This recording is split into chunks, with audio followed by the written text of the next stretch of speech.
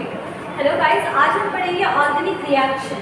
ठीक है, जो ऑर्गेनिक पोर्शंस है, ऑर्गेनिक पोर्शन में इंपॉर्टेंट है कि कौन कौन से रिएक्शन है जो चैप्टर में पूछा जाता है। तो हमारे ऑर्गेनिक पार्ट का सबसे पहला क्वेश्चन, ठीक है, अधिकतर ये बोर्ड में आता है 3 मार्क्स में कि what is SN1 and SN2 reaction. ठीक है, SN1 और SN2 अभिक्रिया किसे कहते हैं, समझाइए। SN1 और SN2 अभिक्रिया समझाइए। ये हमारा आता है 3 मार्क्स का।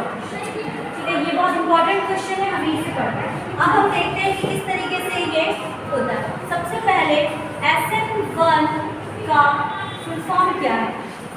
SN1 full form nucleophilic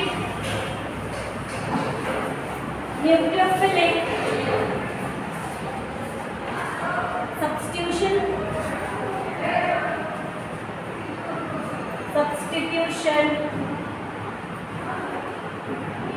unimolecular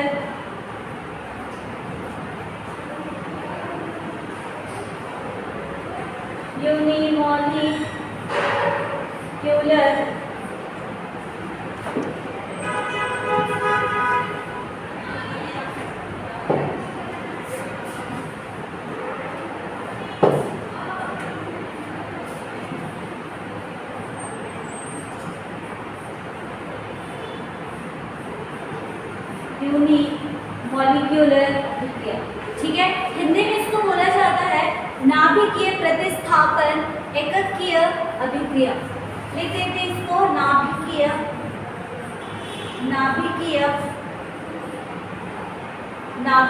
प्रतिस्थापन। सब्स्टिट्यूशन का मतलब होता है प्रतिस्थापन। नाभिकीय प्रतिस्थापन एककीय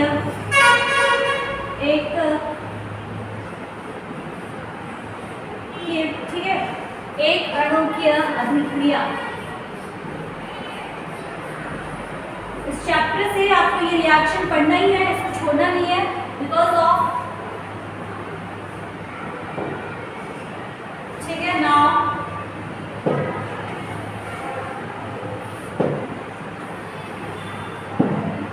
ठीक है, अब हमें ये देखना है कि ये अभिक्रिया क्या होता है। अगर मान लो आपके पास CH3 ग्रुप है,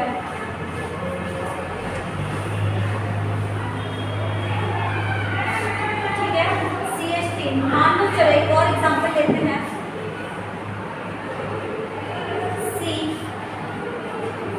CH3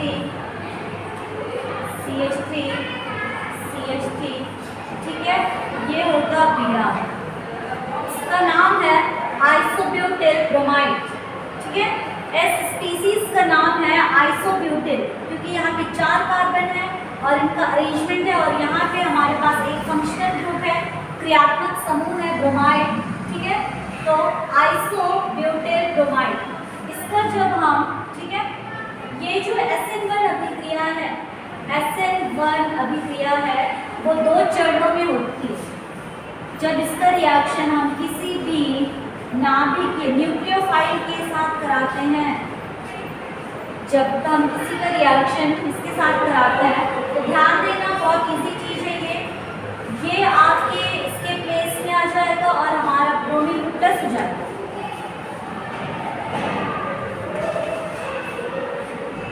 OH again CH3 and CH3। आपका ये जो ब्रोमाइड है वो बाहर हो जाएगा Br के फॉर्म में। ठीक है, अगर इसका क्रियाविधि देखें,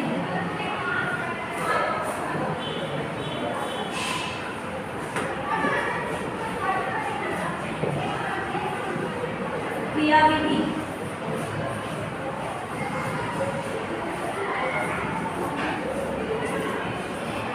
ठीक है, प्रथम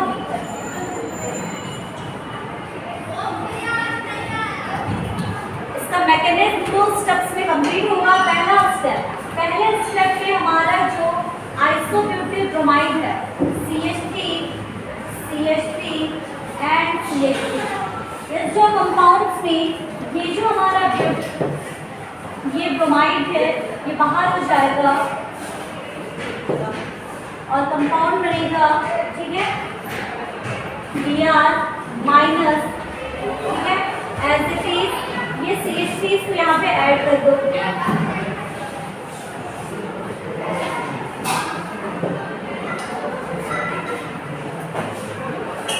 यहाँ पे प्लस एंड माइनस चार्ज क्यों आया है, यहाँ ध्यान देना। इस कार्बन के पास अपना एक इलेक्ट्रॉन होगा, इसका अपना एक इलेक्ट्रॉन, ठीक है, कार्बन का अपना एक इलेक्ट्रॉन, ब्रोमीन का अपना एक इलेक्ट्रॉन, ठीक है।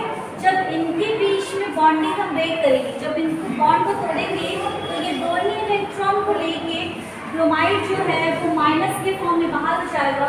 इस कार्बन के पास अब इलेक्ट्रॉन की कमी है, इसीलिए हम इसको लिखते हैं कार्बन प्लस।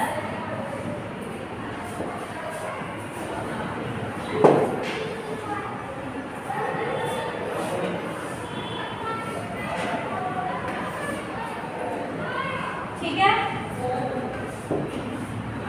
प्रथम चरण में सिर्फ और सिर्फ ये ब्रोमाइड टूटेगा और ये बना हमारा कार्बोकेटायन, ठीक है, कार्बोकेटायन बन गया। अब द्वितीय चरण, पहला चरण ये है, द्वितीय चरण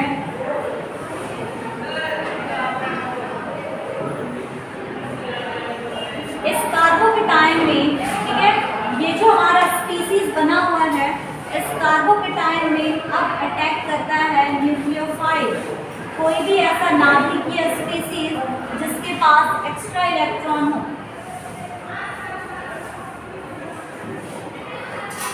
ठीक है, ये सिंपली आके यहाँ पे अटैक करेगा तो हमारा कंपाउंड क्या बना, OH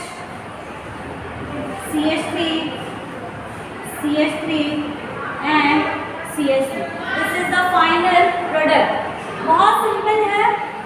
पहले स्टेप में ये ब्रोमीन टूटेगा, Br टूट के Br माइनस की फॉर्म में चला गया और जिस प्लेस में ब्रोमीन हटता है उसी प्लेस में हमारा न्यूक्लियोफाइल आता है। बट अब मेन मुद्दा ये है कि हम इसे नाभिकीय प्रतिस्थापन एककीय अभिक्रिया क्यों करें, क्योंकि पहले स्टेप में हमारे पास सिर्फ और सिर्फ एक ही हमारे पास केमिकल है। इस एक ही केमिकल की प्रथम कोटि पर निर्भर करता है हमारा अभिक्रिया। मतलब ध्यान से सुनना, ये जो स्पीसीज है इस स्पीसीज के ऊपर हमारी अभिक्रिया की कोटि निर्भर करती है। इसकी कोटि अगर 1 है इसलिए इसको बोला जाता है प्रथम कोटि की अभिक्रिया। इस प्रथम कोटि की वजह से ही हम इसे लिखते हैं SN1। ये 1 का मतलब है कि इस कोटि की अभिक्रिया है 1। ठीक है, नेक्स्ट देख लेते हैं नाभिकीय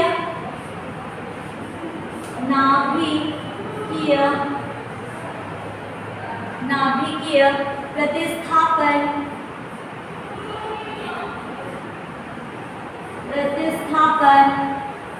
नाभिकीय प्रतिस्थापन द्विआण्विक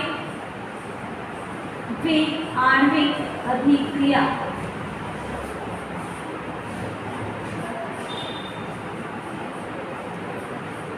द्विआण्विक अभिक्रिया, ठीक है, सिंपल, इसको हम शॉर्ट में बोलते हैं SN2 अभिक्रिया। SN2 अभिक्रिया जो है उसका पहला स्टेप ये है कि ये जो अभिक्रिया है वो एक ही चरण में खत्म होता है, एक ही स्टेप।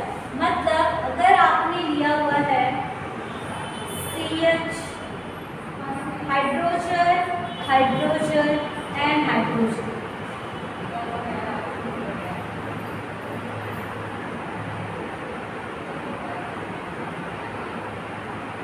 रिएक्शन हो रहा है किसी भी न्यूक्लियोफाइल के साथ,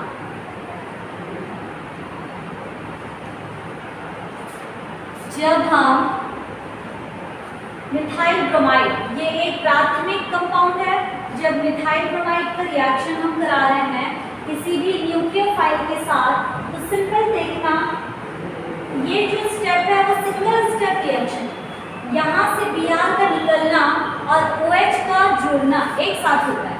ध्यान देना कैसे, यहाँ से आपका Br निकलेगा, ठीक है, और यहाँ पे आके इसकी जस्ट अपोजिट साइड, Br जिस साइड पे है उसके जस्ट अपोजिट पे हमारा न्यूक्लियोफाइल अटैक करता है ना। अगेन कितने हाइड्रोजन है इसके पास, काउंट कर लो, 1 2 3, 1 2 एंड 3, 3 हाइड्रोजन है। इसको बोला जाता है इंटरस्टिशियल, ठीक है,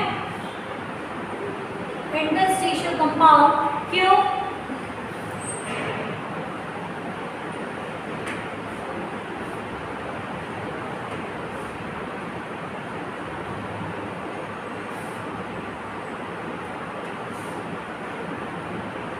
कार्बन एंड ब्रोमाइड के बीच का जो बॉन्ड है उसका टूटना और ऑक्सीजन और कार्बन के बीच का बॉन्ड का बनना एक साथ होता है, ठीक है, मतलब इसके बीच का बॉन्ड टूटेगा और इनके बीच का बॉन्ड एक साथ बनेगा। इसके बाद कंपाउंड कुछ इस तरीके का बनेगा, H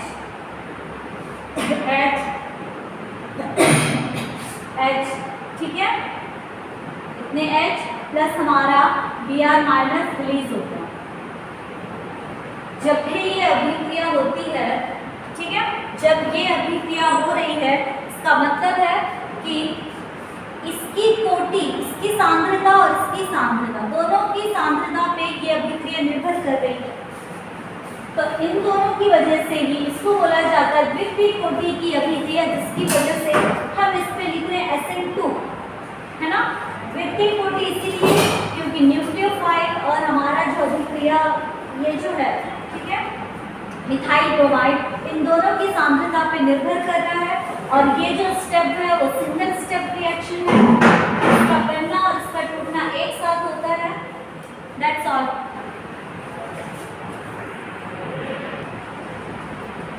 अब नेक्स्ट टॉपिक देखते हैं हम, सेंट-मेयर रिएक्शन, इसी चैप्टर का सेंट-मेयर रिएक्शन, ठीक है।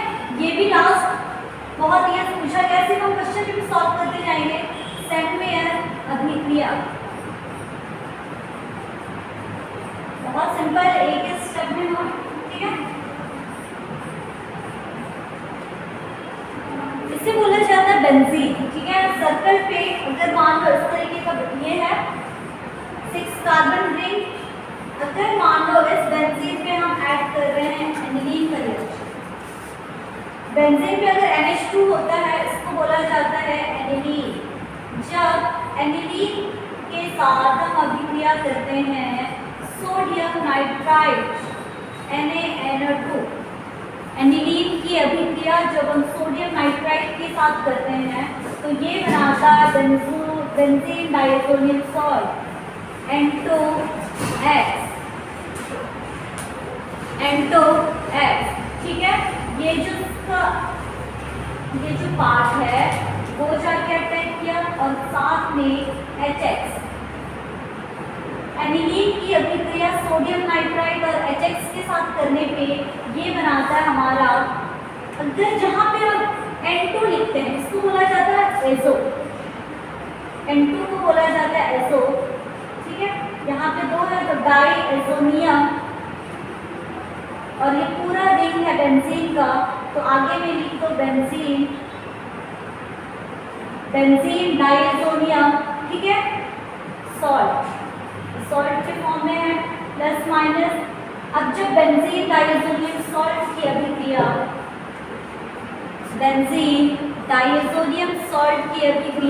Cuprous chloride, benzene diazonium salt की अभिक्रिया क्यूप्रस क्लोराइड के साथ करने पर हमें प्राप्त होता है बेंजीन X प्लस N2 बाहर, ठीक है। नॉर्मल सी बात है, सेंट-मेयर रिएक्शन की अभिक्रिया हम उपयोग करते हैं एक हेलो एरेंज बनाने में। तो सिंपल है, आपको बस 2 रिएजेंट का नाम याद करना है, सोडियम नाइट्रेट और दूसरा है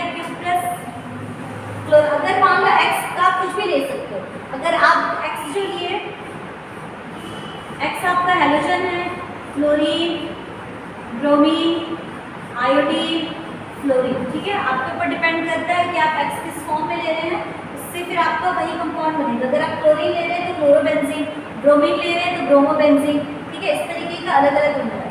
थैंक यू। Yes madam. अब हम पढ़ेंगे रीमन-टीमन रिएक्शन। रीमन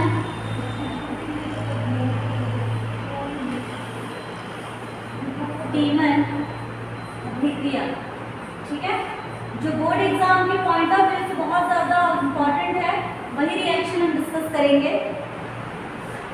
जब फिनॉल की अभिक्रिया, ठीक है, फिनॉल की अभिक्रिया हम chloroform CH Cl3 and base, कोई भी बेस ले लो, जैसे हम ले रहे हैं NaOH। जब फिनॉल की अभिक्रिया, ठीक है, क्लोरोफॉर्म और NaOH के साथ करने पे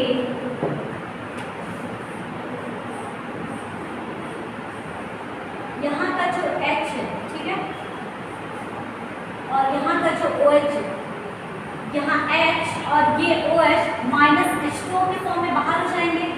इस फिनॉल पे अब बन जाएगा ONA, O पे हमारा आ जाएगा माइनस और Na पे आ जाएगा प्लस चार्ज। इस तरीके से कंपाउंड, ये जो CH3 ये क्लोरोफॉर्म है वो अटैक करेगा इसके ऑर्थो पोजीशन पे, ठीक है। तो बन जाएगा ये ClCl2, यहाँ का एक क्लोरीन और इस पोजीशन का एक हाइड्रोजन -HCl के फॉर्म में हो जाएंगे। जब फिनॉल की अभिक्रिया हम करते हैं क्लोरोफॉर्म और किसी भी बेस के साथ, जब बेस रिएक्शन कर रहे हैं तो यहाँ का मेटल इस सोडियम के साथ बना रहा है, सोडियम ऑक्साइड के फॉर्म में बन जाएगा। यहाँ का हाइड्रोजन और यहाँ का OH -H2O हो गया, ठीक है। अब यहाँ पे अटैक कर रहा है हमारा क्लोरोफॉर्म इस ऑर्थो पोजीशन पे। ऑर्थो पे अगर हमारा क्लोरोफॉर्म अटैक किया,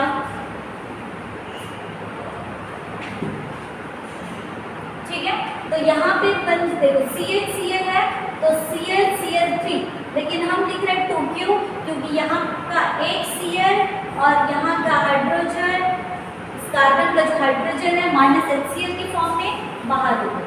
अगेन जब इनका रिएक्शन हम, ठीक है, इस तरीके का ये एक सॉल्ट बना लिए, जब इनका अगेन हम रिएक्शन हाइड्रोलिसिस करा रहे हैं और NaOH की प्रेजेंस में इनका रिएक्शन करा रहे हैं, तो ये बनाते हैं एल्डिहाइड, ठीक है। यहाँ पे जो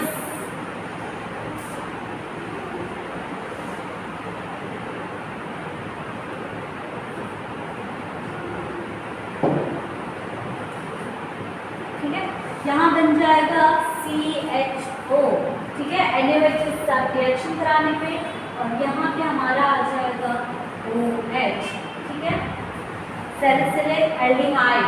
ये हमारा एक कंपाउंड है, बहुत इजी रिएक्शन है, सैलिसिलिक एल्डिहाइड, ठीक है। That's all for today. एक और रिएक्शन देख लेते हैं लास्ट।